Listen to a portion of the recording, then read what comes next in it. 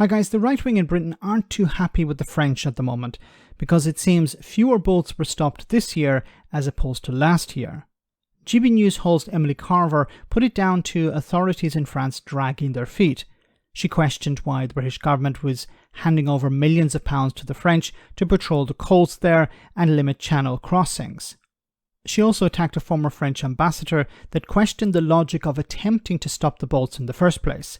Have a listen to this. What precisely are we paying the French for?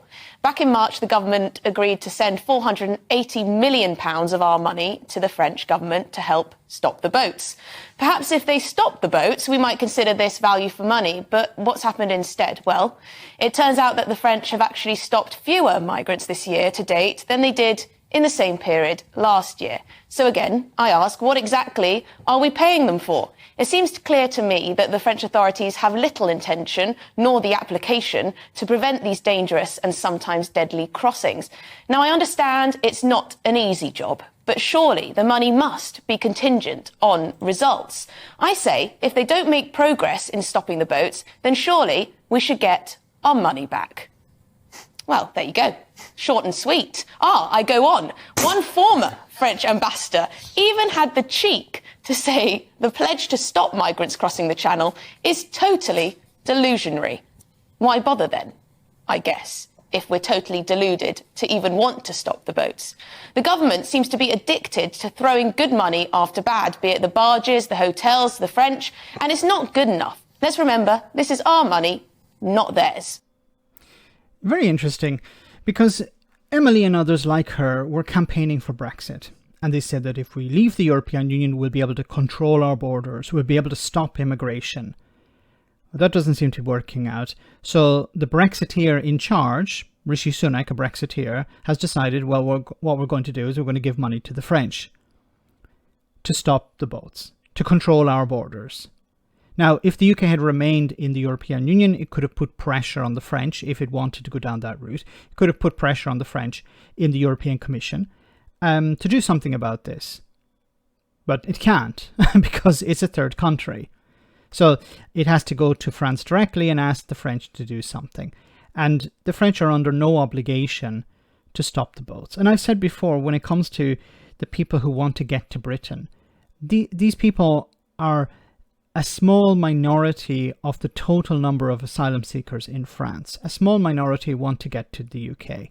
They don't want to stay in France. They want to get to Britain. And you can try and push them back. You can try and relocate them in France. You can knock down their tents, the shanty town that has grown up on a number of occasions around Calais. You can do all of these things, but if people are determined to get to the UK, they're going to do that. And you can't really stop them. What is the alternative here? What are people like Emily Carver presenting as an alternative to either joining the European Union and having some sort of say over this, or sending money to the French? Because she doesn't have a solution, unless it's we send gunboats to Calais or something like that. But, the attack on the former French ambassador, well, the ambassador is correct. It is delusional. If you're trying to stop people who are determined to get to Britain, and there's nothing illegal about this. It's perfectly legal to arrive in Britain and claim asylum. Now, the right wing will call them illegal migrants and illegal asylum seekers, even in some cases, but there's nothing illegal about it.